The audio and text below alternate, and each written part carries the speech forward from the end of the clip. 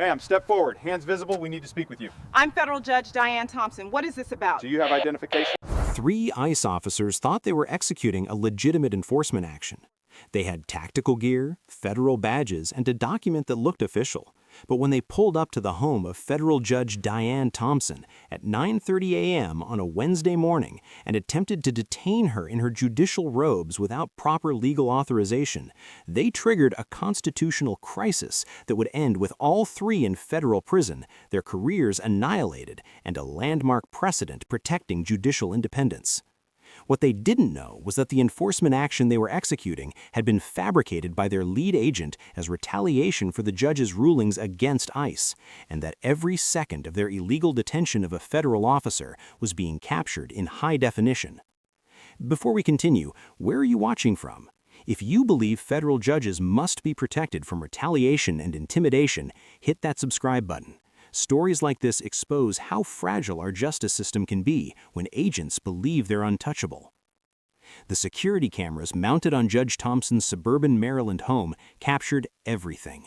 Every word, every illegal action, every moment of a federal crime unfolding in broad daylight. And unlike body cam footage that can be turned off or mysteriously malfunction, these cameras were private property, backed up to the cloud in real time, completely outside the control of the agents who were about to destroy their own lives. Federal Judge Diane Thompson had served on the federal bench for 12 years. At 56, the African-American jurist was known for 3 things that defined her career and eventually put her in the crosshairs of a vengeful federal agent. First, her carefully reasoned opinions that cited case law with surgical precision. Attorneys who appeared before her knew to have their precedents lined up perfectly because Judge Thompson would find every weakness in sloppy legal reasoning. She'd been a civil rights attorney for 15 years before her appointment to the bench, arguing cases before the very court she now presided over. She knew the law, she respected the law, and she expected everyone in her courtroom to do the same. Second, her firm courtroom control. Judge Thompson ran her proceedings with a quiet authority that commanded respect without raising her voice. When she spoke, people listened. When she ruled, her decisions were final. Attorneys learned quickly that attempting to steamroll opposing counsel or disrespect witnesses would earn them a rebuke that stung for weeks. But she was fair, scrupulously, meticulously fair. If you had the law on your side, she'd rule for you regardless of politics or public opinion. Third, and most controversially, her unwavering commitment to due process in immigration cases.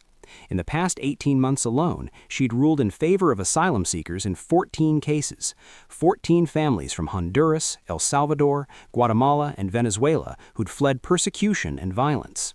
14 times she'd examined the evidence, applied the law, and concluded that sending these people back would violate international treaty obligations and U.S. immigration statutes. 14 times she'd ruled against ICE. Someone at ICE was keeping count. Agent Derek Callahan had started a spreadsheet. Every case where Judge Thompson had granted asylum, every ruling that went against his agency, every decision he viewed as an activist judge undermining immigration enforcement. The spreadsheet lived on his desktop computer at the ICE field office in Arlington. Next to it sat a folder of emails where he'd discussed with colleagues the need to make examples of judges who, in his words, cared more about illegal aliens than American security.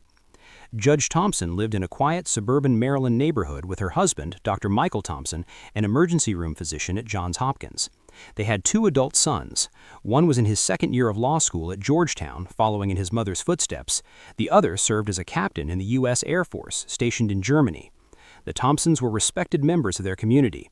Their neighbors knew the judge by sight. Many had voted for her in mock elections at the local elementary school where she sometimes spoke about the Constitution. As a black woman in the federal judiciary, Judge Thompson faced challenges her white male colleagues never encountered.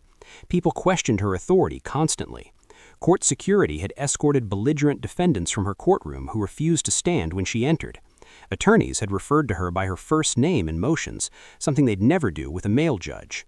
She'd received threatening letters after controversial rulings, vile messages that referenced her race and gender in terms that made even seasoned FBI agents wince. That's why she'd installed the security system. 4 exterior cameras covered every angle of her property. The system cost $8,000, but after the 3rd threatening letter arrived following an asylum ruling, her husband had insisted. The cameras recorded in 4K resolution with clear audio. Every 30 seconds, the footage uploaded automatically to secure cloud storage. The Thompsons couldn't control what happened beyond their property line, but at least they'd have evidence if someone came to their home. On the morning of the arrest, Judge Thompson had been preparing for a full docket. Morning run completed by 6:30. Shower, breakfast with Michael, who had an early shift at the hospital. She'd put on her black judicial robes in their bedroom, a ritual she performed hundreds of times. The robes represented something larger than herself. They represented the Constitution, the rule of law, the promise that justice would be blind to race, gender, politics, and power. She took that representation seriously. Agent Derek Callahan had been with ICE for 14 years. He joined the agency in its early days, back when it was still finding its footing after the reorganization following 9/11. He'd risen through the ranks through aggressive enforcement and a reputation for getting results. His personnel file showed 47 deportations personally supervised, 12 criminal prosecutions of employers hiring undocumented workers, and participation in 6 major enforcement operations that had made headlines. It also showed 23 misconduct complaints, 23 separate incidents where someone had filed paperwork alleging that Agent Callahan had used excessive force, violated procedure, falsified reports, or demonstrated bias in his enforcement actions. 23 complaints that had all been dismissed, downgraded, or buried by supervisors who valued Callahan's enforcement numbers more than the concerns of immigrants and their advocates. Callahan had a particular hatred for what he called activist judges. In his view, judges like Diane Thompson were the reason America couldn't secure its borders. She and judges like her granted asylum to people Callahan saw as economic migrants gaming the system. They cited international law and due process protections that Callahan believed handcuffed law enforcement. They ruled against ICE, his ICE, the agency he'd devoted 14 years of his life to building and defending. For months, Callahan had been sending emails to trusted colleagues. Emails that discussed the need to remind certain judges who really held enforcement power in this country. Emails that named specific judges, including Thompson, and suggested they needed to understand there were consequences for undermining ICE operations. Emails that would later be discovered by FBI forensic analysts and used as evidence of premeditation. At 2 o'clock in the morning on the day before the arrest, Callahan had logged into the ICE enforcement database from his home computer. He'd created a new enforcement action, fabricating an anonymous tip that claimed Judge Diane Thompson was harboring undocumented family members at her residence. He'd marked the action as urgent, flagged it for immediate response, and assigned himself and his team as the executing agents. The entire fabrication took him 17 minutes. He'd done it before with other targets, though never with someone as prominent as a federal judge. Agent Ryan Mitchell had been Callahan's partner for 3 years. An 8-year ICE veteran, Mitchell had a solid record until he'd been assigned to Callahan's team. He was the kind of agent who followed orders without question, who trusted his senior partners to know what they were doing, who'd been conditioned by agency culture to support his team no matter what. When Callahan told him they had an enforcement action at a judge's residence, Mitchell didn't question it. When Callahan said they had credible intelligence, Mitchell believed him. Even when he saw the judicial robes, even when doubt crept into his mind, Mitchell followed Callahan's lead, because that's what partners did. Agent Sophia Torres was the newest member of the team. Only 3 years with ICE, she joined because she believed in serving her country and protecting American communities. Her father had emigrated legally from Colombia 30 years earlier, worked his way through college, and became a naturalized citizen. Torres had grown up hearing her father's pride in following the rules, doing things the right way. She joined ICE thinking she'd be protecting people like her father from those who tried to cut the line. Instead, she'd found herself on a team that saw every immigrant as a threat and every advocate as an enemy. She'd watched Callahan berate asylum seekers in detention. She'd heard Mitchell joke about deporting people who'd lived in the country for decades. She'd felt the culture of aggression seep into her own thinking, making her harder, colder, less empathetic. But she'd also felt the fear. Fear of contradicting senior agents, fear of being labeled weak, fear that speaking up would end her career before it really started. When Callahan briefed the team that morning about the enforcement action, Torres had felt something was wrong. A federal judge harboring undocumented family members? It seemed unlikely. But Callahan had seemed confident. He'd shown them the database entry. He'd explained that they had to move fast before evidence was destroyed. And Torres, like Mitchell, had trusted that her senior agent knew what he was doing. All 3 agents geared up that morning, believing they were executing a legitimate law enforcement operation. They put on their tactical equipment, camouflage fatigues, balaclavas to protect their identities, body armor in case the situation turned dangerous, sidearms holstered but accessible. They looked like they were preparing for a raid on a cartel safehouse, not arresting a federal judge in suburban Maryland. At 9:27 a.m., they climbed into a white SUV with government plates and drove to Judge Thompson's address. None of them had verified the enforcement action with a supervisor. None of them had checked whether judicial authorization was required for entering a judge's property. None of them had stopped to consider whether what they were about to do might be illegal. Judge Thompson had been up since 6 o'clock. She'd gone for her usual 3-mile run through the neighborhood, showered, and joined Michael for breakfast. He'd cooked scrambled eggs and turkey bacon while she'd reviewed her case notes for the day's hearings. They talked about their sons, about Michael's upcoming shift rotation at the hospital, about weekend plans to drive to their older son's law school for Parents' Weekend. At 9:15, Michael had left for the hospital. Judge Thompson had finished her coffee, gathered her briefcase and files, and gone to their bedroom to put on her judicial robes. The black robes were tailored to fit her perfectly, falling to mid-calf, with wide sleeves that gave her a commanding presence on the bench. She'd worn these same robes for 12 years. They'd been with her for thousands of hearings, hundreds of trials, decisions that had shaped lives and set precedents. At 9:27, a white SUV with government plates turned onto her quiet residential street. Judge Thompson was standing at her kit counter, double-checking that she had all the files she needed for her morning docket. She had 3 asylum hearings scheduled, including one that had been continued twice already. She couldn't afford to be late. At 9:30 exactly, she opened her front door and stepped onto her porch, briefcase in one hand, car keys in the other. The morning sun was bright. The air was cool. Her neighbors' lawns were perfectly manicured. Everything about the scene was ordinary, peaceful, suburban. Then she saw them. 3 figures climbing out of the SUV in her driveway. Full tactical gear, faces covered, armed.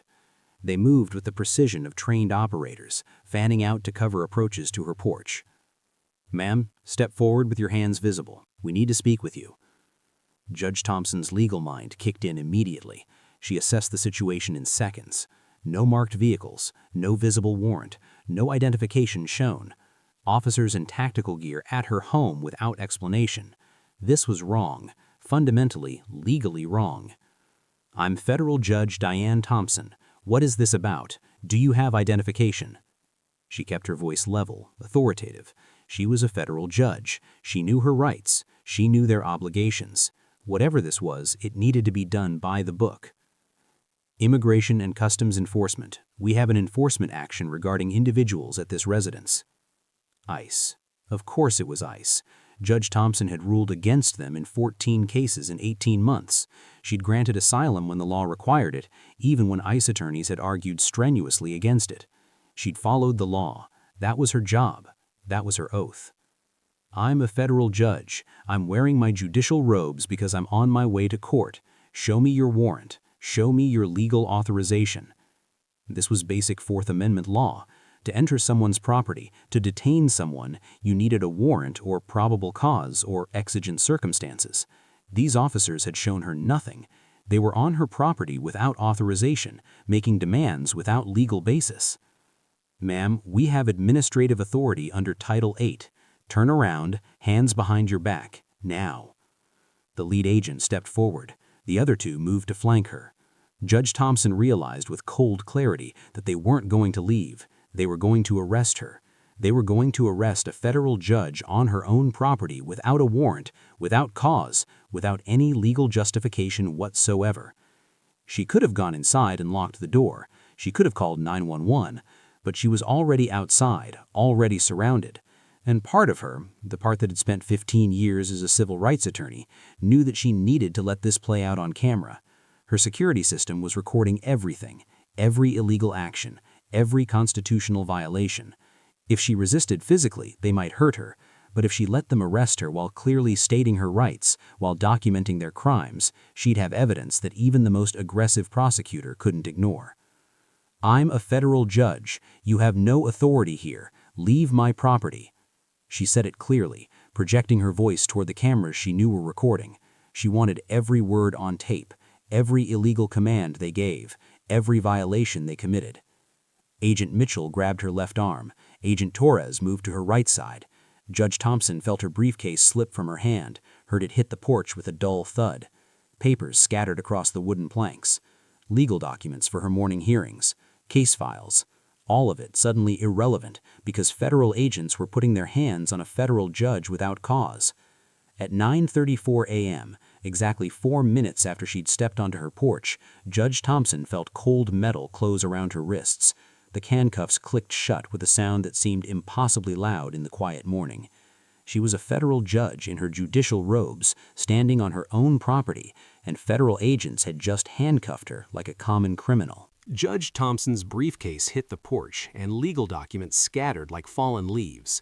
Asylum petitions, case summaries, evidence packets for her morning hearings, all of it spilling across the wooden planks where she'd sat drinking coffee countless Saturday mornings. "That's my wife. She's a federal judge." Dr. Michael Thompson appeared at the front door. He'd forgotten his hospital ID and had turned back. He'd pulled into the driveway just as the agents were cuffing his wife. "What are you doing? That's Judge Thompson. You're arresting a federal judge." "Sir, step back. This is federal business." "Federal business? She's a federal judge. She's on her way to court. What is this about?" But the agents weren't listening. They had their target in custody, and they were moving to secure the scene and extract before the situation got more complicated. Margaret Mark was walking her Cocker Spaniel Buttons down the quiet residential street when she saw 3 armed figures in tactical gear surrounding a woman in black robes. Margaret stopped cold. She'd lived on this street for 32 years. She knew every neighbor. That was Judge Thompson on her porch. That was Judge Thompson with her hands behind her back. Margaret pulled her phone from her jacket pocket and started recording. "That's Judge Thompson. You're arresting a federal judge." Her voice came out shrill with shock and outrage. She kept recording, kept her phone steady even as one of the agents turned toward her. "Ma'am, step back from federal operations." "Federal operations? That's our judge. That's our neighbor. What are you doing?" But Margaret kept recording. She'd taught American history for 37 years at the local high school. She'd taught her students about civil rights and the importance of documenting injustice. She'd shown them videos of lunch counter sit-ins, of police dogs and fire hoses, of ordinary citizens with cameras bearing witness to abuse of power. She never thought she'd be that citizen, that witness, but here she was, with her phone recording federal agents handcuffing a federal judge. Judge Thompson's hands were cuffed behind her back, the metal tight against her wrists. She could feel the agent's grip on her arms, could smell the tactical gear and gun oil, but her mind was clear. She knew what she needed to do. "I am Federal Judge Diane Thompson of the U.S. District Court for the District of Maryland. I am being illegally detained by ICE officers who have no warrant, no judicial authorization, and no legal basis for this action. This is judicial interference and deprivation of my constitutional rights. I am invoking my 4th, 5th, and 6th Amendment rights. This arrest is illegal." She projected her voice, speaking clearly and calmly. Let every camera catch it. Let every neighbor hear it. Let the evidence be crystal clear that she'd identified herself, asserted her authority, and stated the illegal nature of the arrest. The agents walked her down the porch steps. She was still in her judicial robes, black fabric swirling around her legs. The absurdity of it was overwhelming. A federal judge in full judicial regalia being perp-walked to a government SUV by federal agents who should have been protecting her independence, not attacking it. Across the street, another neighbor had come out of his house. James Park, a software engineer who worked from home, had his phone out and was recording. Down the block, an elderly couple stood on their porch watching in stunned silence. Within minutes, half a dozen neighbors would be outside, all of them pulling out phones, all of them recording, all of them witnessing something that should have been impossible in America. At 9:38 a.m., the agents placed Judge Thompson in the back of the SUV. The door slammed shut. Through the tinted windows, she could see her husband standing in their driveway, his face twisted with fury and fear. She could see Margaret Mark still recording, her phone held high. She could see her neighbors gathering, the quiet residential streets suddenly alive with witnesses. Margaret Mark's hands shook as she uploaded the video to Facebook. ICE just arrested Federal Judge Thompson in her judicial robes. No warrant, just grabbed her off her own porch. This was at 9:38 a.m. on Maple Street in Silver Spring. Everyone needs to see this. The video went live at 9:41 a.m. Within 5 minutes, it had 50 shares. Within 10 minutes, 200. Within 20 minutes, the legal community in Maryland was exploding with shock and rage. Within 30 minutes, Margaret Mark's video had over 100,000 views, and major news outlets were calling her phone. Dr. Thompson was already on the phone with 911. Yes, my wife has been kidnapped. Federal Judge Diane Thompson. Yes, by federal agents. ICE agents. They took her from our home without a warrant. She was on her way to court. They handcuffed her. Yes, I'm sure it's illegal. She's a federal judge. She told them she was a federal judge. They arrested her anyway. While he was talking to 911, he was also texting the federal court administrator. Judge Thompson arrested by ICE at her home 9:30 a.m. No warrant shown. Still in custody. Need immediate help. At 9:45 a.m., the federal court administrator received Dr. Thompson's text. She stared at her phone screen, certain there'd been some mistake. Then she saw Margaret Mark's video in her Facebook feed. She watched a federal judge in judicial robes being handcuffed on her own property. She watched the video twice to be sure her eyes weren't deceiving her. Then she called Chief Judge Patricia Reeves. Chief Judge Reeves had been on the federal bench for 28 years. She'd seen a lot in her time: corruption, incompetence, abuse of power. But when her court administrator told her that Judge Thompson had been arrested by ICE agents without a warrant, she felt something she hadn't felt in decades on the bench. Fear. Not for herself, but for the institution. If federal agents could fabricate charges and arrest judges who ruled against them, the entire foundation of judicial independence collapsed. Get me the ICE regional director, now. The call connected at 9:49 a.m. Director Cruz answered on the second ring. Director Cruz, this is Chief Judge Patricia Reeves. You have agents illegally detaining one of my judges. Federal Judge Diane Thompson was arrested at her home this morning without a warrant. She's in custody at your field office. You have 10 minutes to release her, or I'm calling the Attorney General. Do you understand me? This is a constitutional crisis. Cruz's stomach dropped. A federal judge arrested at her home? He hadn't authorized any operation involving a judge. That would have required multiple levels of approval, legal review, probably coordination with the Department of Justice. What the hell were his agents doing? I'll handle it immediately, Your Honor. I wasn't aware of any operation involving Judge Thompson. Give me 5 minutes. 5 minutes, Director. Then I'm making calls that will end careers. At 9:52 a.m., Judge Thompson was brought into an interrogation room at the ICE field office in Arlington. She was still in her judicial robes, still handcuffed. Agent Callahan sat across from her, a manila folder in front of him. The folder contained a fabricated enforcement action he'd created at 2 in the morning, the piece of paper that was about to destroy his career. Judge Thompson, we have credible information that you're harboring undocumented individuals at your residence. We need you to tell us who they are and where they are now. Judge Thompson looked at him with an expression that had made seasoned attorneys wilt in her courtroom.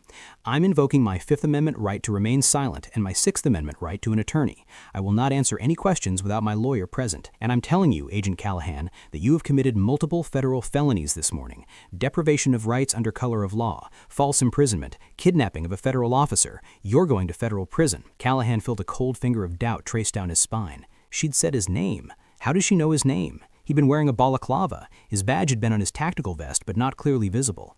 Then he remembered the database entry. He'd assigned himself to the enforcement action. If anyone checked the system, they'd see his name immediately. Agent Torres stood by the door, her face pale. She'd been feeling sick since they'd handcuffed Judge Thompson. The judicial robes, the authority in the judge's voice, the way neighbors had come out with their phones recording. Torres had known something was wrong, but she'd followed orders anyway. Now, listening to Judge Thompson explain calmly and precisely which federal crimes they'd committed, Torres realized her career was over. She was going to prison. At 10:14 a.m., the interrogation room door burst open. Regional Director Cruz strode in with 2 attorneys from ICE's legal department. His face was purple with rage. Get those cuffs off her now. Judge Thompson, I deeply apologize. These agents acted without proper authorization. You're free to go immediately. Judge Thompson stood, rubbing her wrists where the handcuffs had left red marks. She looked at each agent in turn. I want their names, badge numbers, and personnel files. I want to know who authorized this action, and I want to know why they targeted me. At 10:17 a.m., exactly 47 minutes after the initial arrest, Judge Thompson walked out of the ICE field office. Chief Judge Reeves was waiting with Attorney Daniel Foster, one of the best civil rights lawyers in Maryland. They drove her home in Chief Judge Reeves' car. When they pulled onto Maple Street at 10:45, Judge Thompson saw a scene that would be seared into her memory forever. News vans from every major network lined both sides of the street. Dozens of people crowded her lawn and the sidewalk. Attorneys from the federal courthouse, court staff, law clerks, her neighbors holding signs that read, "Protect our judges" and "Judicial independence matters." Michael pushed through the crowd and wrapped his arms around her. For the first time since the arrest, Judge Thompson felt tears threaten, but she blinked them back. She had work to do, justice to pursue, a point to make. Judge Thompson stood on her front porch at 3 o'clock that afternoon, still wearing her judicial robes. The same robes she'd been handcuffed in. The same porch where federal agents had grabbed her arms and violated her constitutional rights. Behind her, the front door bore scuff marks where her briefcase had hit the wood. Around her, dozens of cameras captured every word. What happened to me this morning was not a mistake, it was retaliation. I have ruled in favor of asylum seekers in 14 cases over the past 18 months. 14 times I applied the law as written, granted protection to people fleeing persecution, and ruled against ICE.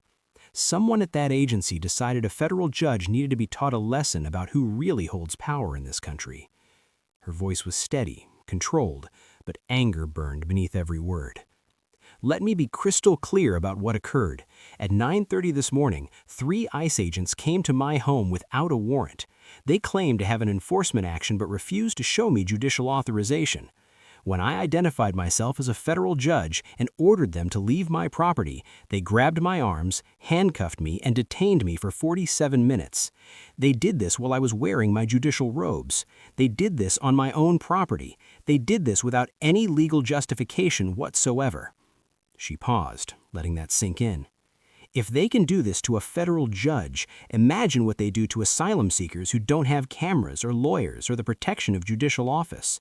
If they can fabricate charges against someone who interprets the law, think about what they do to people who have no power. This case isn't just about me. It's about whether federal agents can retaliate against judges for their rulings. It's about whether the Constitution protects everyone or just those with enough power to fight back. The press conference lasted 20 minutes.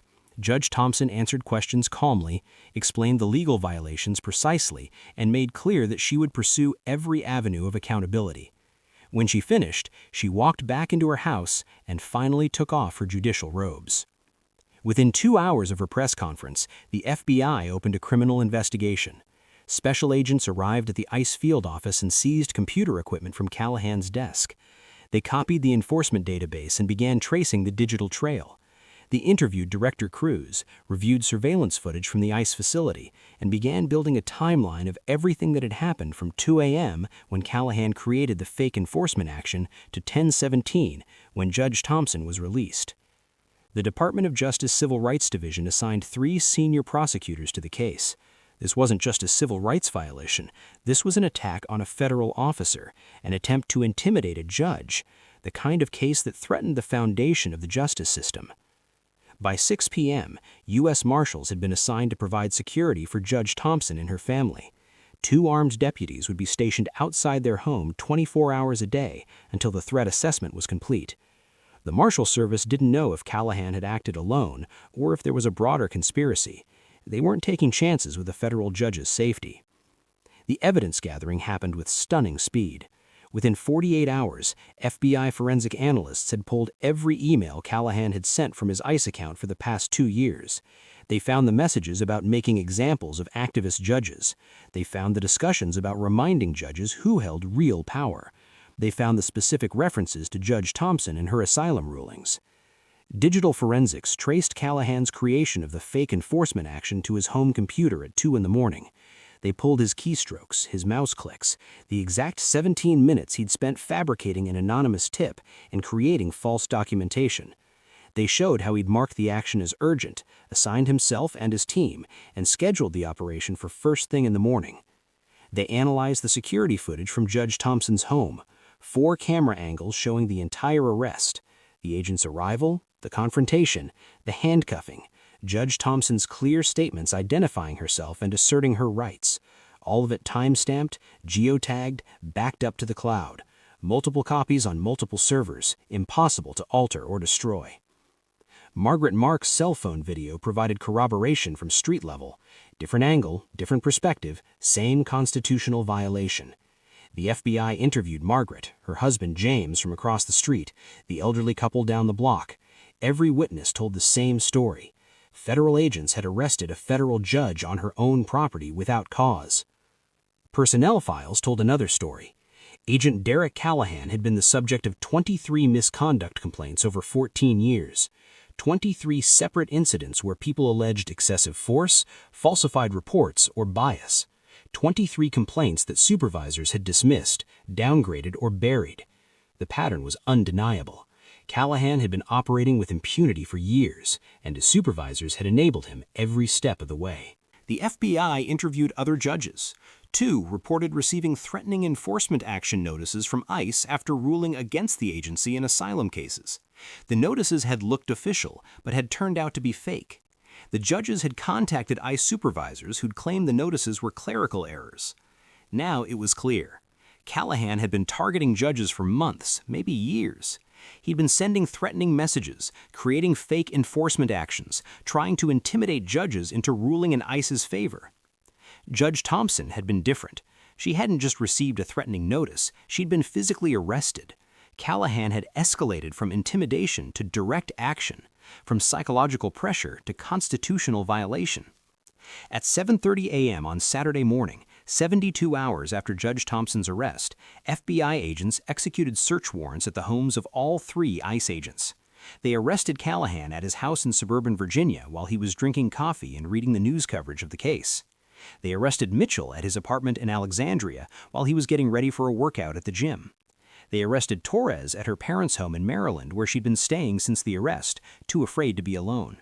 All 3 were charged with deprivation of rights under color of law, a federal felony carrying up to 10 years in prison. Conspiracy against rights, false imprisonment, official misconduct, obstruction of justice. Callahan faced additional charges: falsifying federal records, retaliation against a judicial officer, a specific charge that carried enhanced penalties, using his position as a federal agent to intimidate a federal judge. The arraignments happened Monday morning. All 3 agents appeared before a federal magistrate in shackles. The prosecutor argued they were flight risks and dangers to the community. The magistrate agreed. Bail was set at $1 million for Callahan, $500,000 for Mitchell and Torres. None of them could make bail. They were remanded to federal custody pending trial. The legal community watched in shock. Federal agents arrested for arresting a federal judge? It had the quality of a constitutional crisis, a moment when the checks and balances built into the system either worked or failed catastrophically. Over the next 6 weeks, the investigation expanded. Prosecutors interviewed dozens of witnesses. They analyzed thousands of pages of documents. They brought in experts on constitutional law, judicial immunity, ICE procedures. They built a case so comprehensive, so detailed, so overwhelming that even the most aggressive defense attorneys looked at the evidence and advised their clients to consider plea deals. But Callahan refused. He believed he'd been doing his job. He believed judges like Thompson were the problem, not him. He believed that when it went to trial, a jury would understand that immigration enforcement required aggressive action, that judges who granted asylum were enabling illegal immigration, that he'd been acting within his authority. He was catastrophically wrong. The trial began. The federal courthouse in downtown Baltimore was packed, every seat in the gallery filled with judges, attorneys, law students, reporters. Security had been doubled. Metal detectors backed up the entrance. U.S. Marshals stood at every door. This wasn't just a criminal trial. This was a referendum on whether federal agents could retaliate against judges who ruled against them. The prosecution team was led by Sarah Mark, a veteran civil rights prosecutor who'd spent 20 years bringing cases against law enforcement officers who violated constitutional rights. She'd prosecuted corrupt cops, abusive prison guards, sheriff's deputies who'd beaten handcuffed suspects. But she'd never prosecuted federal agents for arresting a federal judge. This was unprecedented. The defense attorneys were skilled, expensive, and deeply worried. Callahan's lawyer had reviewed the evidence and understood immediately that his client was facing a catastrophic loss. But Callahan insisted on going to trial. He wanted his day in court. He wanted to explain his actions. He believed he could convince a jury that he'd been doing his job. The jury was selected over 3 days. 12 citizens of Maryland, including 2 black women, 1 Latino man, and 9 white jurors ranging from an elementary school teacher to a retired engineer. The prosecution wanted jurors who understood abuse of power. The defense wanted jurors who respected law enforcement. Both sides knew the case would ultimately turn on whether the jury believed federal agents should face consequences for violating a federal judge's rights. Opening statements laid out starkly different visions of what had happened that Wednesday morning. 3 federal agents woke up and decided a federal judge needed to be taught a lesson. They put on tactical gear, grabbed their weapons, and arrested a woman wearing judicial robes on her way to court. They handcuffed her, they put her in their vehicle, they detained her for 47 minutes, and they did it all because she had the audacity to rule against them in asylum cases. This isn't law enforcement, this is tyranny in uniform. Sarah Mark's voice rang through the courtroom with controlled fury. The defense tried to claim the agents had been following procedure, executing a legitimate enforcement action, acting on information they believed was credible, but the evidence destroyed that narrative within hours. The security footage played on screens throughout the courtroom, Judge Thompson in her black judicial robes stepping onto her porch with her briefcase, 3 agents in tactical gear surrounding her, her clear identification, her demand for a warrant, the agent's refusal, her invocation of her judicial authority. The moment Agent Mitchell grabbed her arm, the handcuffs closing around her wrists. Margaret Mark's cell phone video provided a different angle, street-level perspective showing the tactical formation, the aggressive posture, the manhandling of a woman in judicial robes. The audio was crystal clear. Every word Judge Thompson spoke, every illegal command the agents gave. Then came the interrogation. Sarah Mark called Agent Derek Callahan to the stand. He walked to the witness box trying to project confidence, but his hands shook slightly as he was sworn in. Agent Callahan, when Judge Thompson identified herself as a federal judge, what did you think? I thought she was lying to avoid questioning. People say all kinds of things when they're being detained. I've had defendants claim to be lawyers, doctors, even police officers. I didn't believe her. She was wearing judicial robes, black robes, the traditional attire of a federal judge. Did that not suggest to you that she might be telling the truth? Anyone can buy robes online. I've seen defendants try all kinds of tricks to avoid enforcement actions. Did you verify her identity before placing handcuffs on her? No, I believed our intelligence was solid. We had an enforcement action in the database. We had credible information that undocumented individuals were being harbored at that address. Let's talk about that intelligence. You created the enforcement action yourself in the ICE database at 2 o'clock in the morning the day before the arrest, didn't you? Callahan hesitated. His lawyer had prepared him for this question, but seeing Sarah Mark standing before him with the forensic analysis in her hand, he knew denial was pointless. I had information from a source. What source? Name them. A confidential informant. Really? Because digital forensics show no CI report was ever filed. The enforcement action originated from your personal terminal at 2 a.m. You fabricated this entire operation, didn't you? Long pause. The courtroom was silent. I had reason to believe. You had reason to retaliate. Let's discuss your emails about activist judges. Did you send an email to a colleague saying, and I quote, Thompson needs to be reminded who has enforcement power in this country? That was taken out of context. Sarah Mark projected the email onto screens throughout the courtroom. The jury read Callahan's exact words, the context, the chain of correspondence discussing ways to intimidate judges who ruled against ICE. What context makes threatening a federal judge acceptable, Agent Callahan? He had no answer. Agent Ryan Mitchell's testimony came next. Mitchell had been advised by his attorney to cooperate, to show remorse, to distance himself from Callahan. He took the stand, looking defeated. Agent Mitchell, did you realize something was wrong when you saw Judge Thompson's judicial robes? Yes, I saw the robes and thought it was unusual, but Agent Callahan said we had solid intelligence, so I followed his lead. Did you hear Judge Thompson identify herself as a federal judge? Yes. Did you hear her invoke her judicial authority and order you to leave her property? Yes. Did you verify the enforcement action was legitimate? No, Callahan was the senior agent. I trusted his judgment.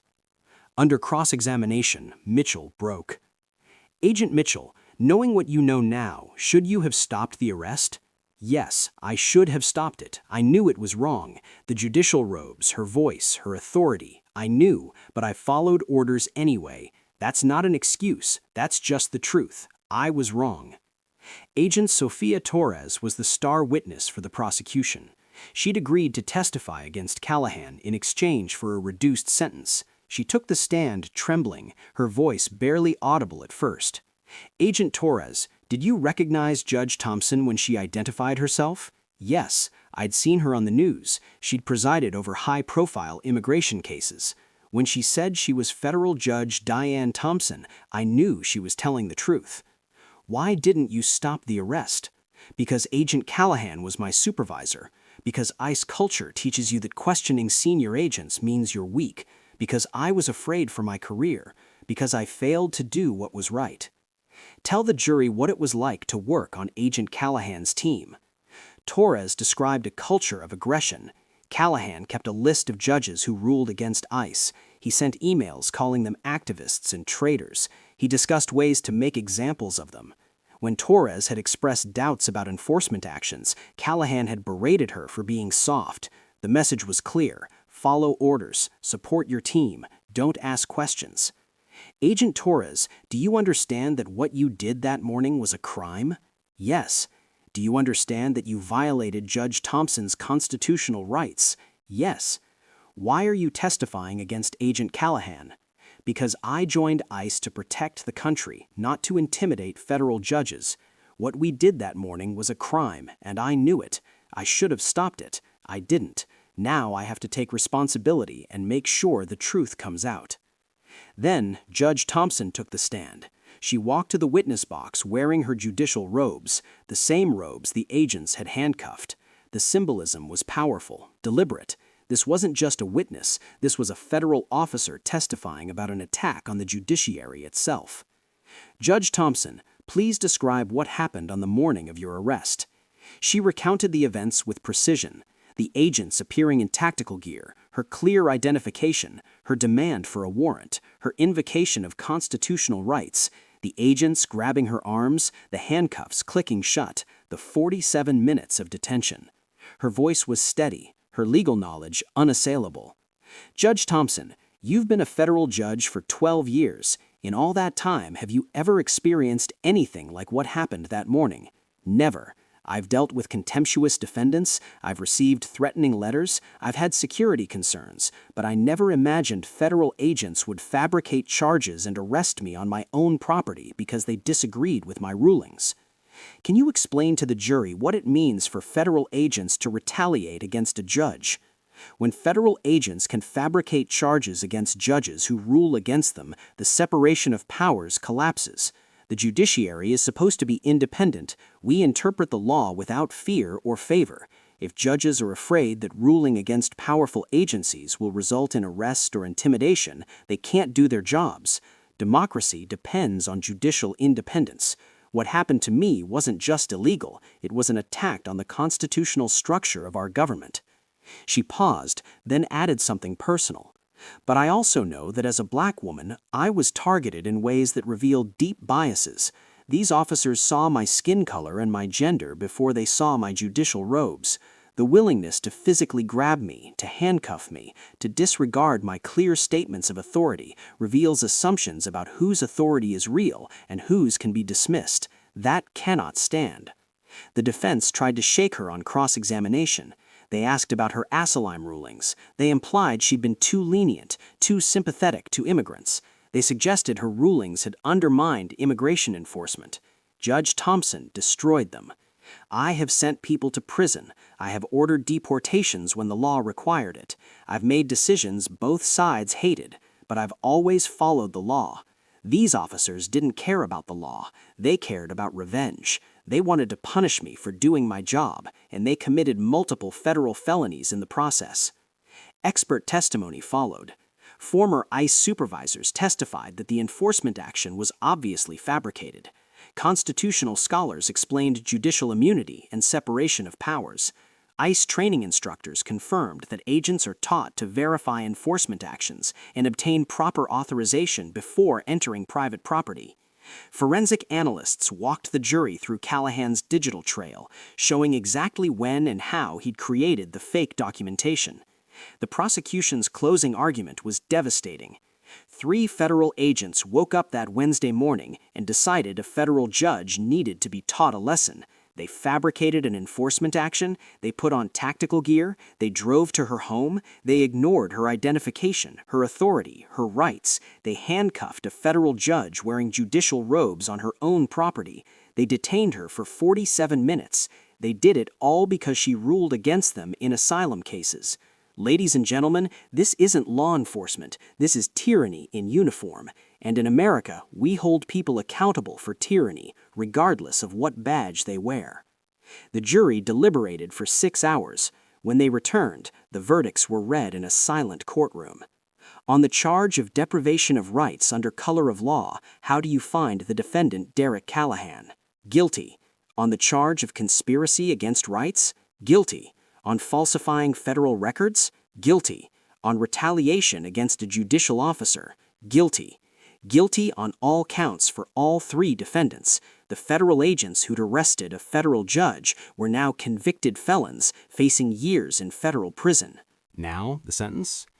Judge Brennan began with a statement that would be quoted in law schools and judicial conferences for years. In 25 years on the federal bench, I have never seen such a brazen violation of judicial independence and constitutional boundaries. The defendants didn't just arrest an innocent person, they arrested a federal judge, a constitutional officer in her judicial robes on her own property based on fabricated charges created as retaliation for her lawful rulings. This wasn't a mistake. This wasn't an error in judgment. This was a deliberate attack on the foundation of our justice system. He turned to Callahan. Agent Callahan, you didn't just break the law. You attacked the Constitution itself. You demonstrated that you believe federal agents have more power than federal judges. You fabricated enforcement documentation. You targeted Judge Thompson specifically because you disagreed with her rulings. You violated her rights, terrified her family, and tried to intimidate her into changing how she interprets the law. You are catastrophically wrong about your authority, and this sentence must send an unmistakable message. No badge, no uniform, no federal authority gives anyone the right to intimidate judges. The independence of the judiciary is sacred. It's the foundation of our democracy, and you tried to destroy it.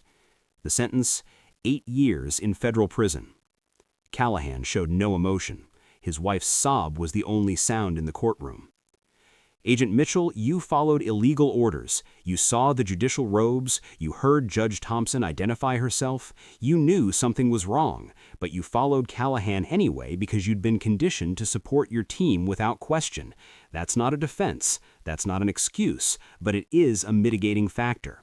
You've shown remorse. You've accepted responsibility. You understand the severity of what you did. The sentence, 6 years in federal prison. Mitchell's wife buried her face in her hands. Agent Torres, you were the newest member of the team. You recognized that something was wrong. You felt immediate regret. You cooperated with investigators. You testified against your former supervisor. You've taken full responsibility, but you still participated in a constitutional violation.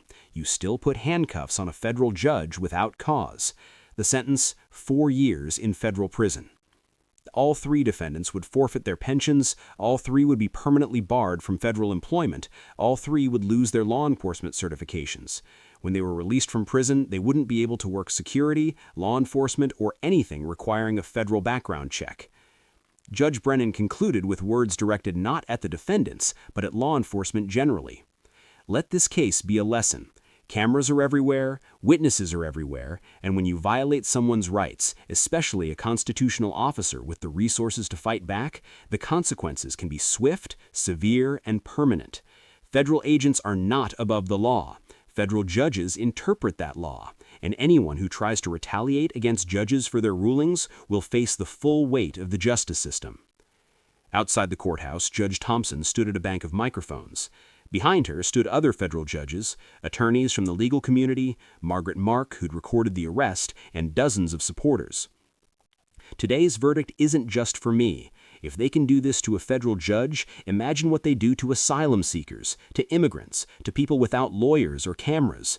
And if they can handcuff a black woman wearing judicial robes in her own driveway, think about what they do to black and brown people who don't have the protection of judicial office. She paused, letting that truth land. This case proves accountability is possible, but only if we document, only if we speak up, only if we refuse to accept abuse of power as normal. As a black woman in the federal judiciary, I know my authority is questioned more than others. People see my skin color and my gender and make assumptions about whether I belong in this position.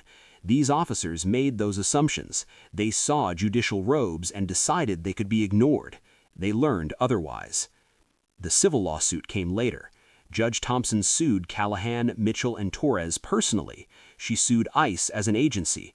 She sought damages not for herself, but for reforms.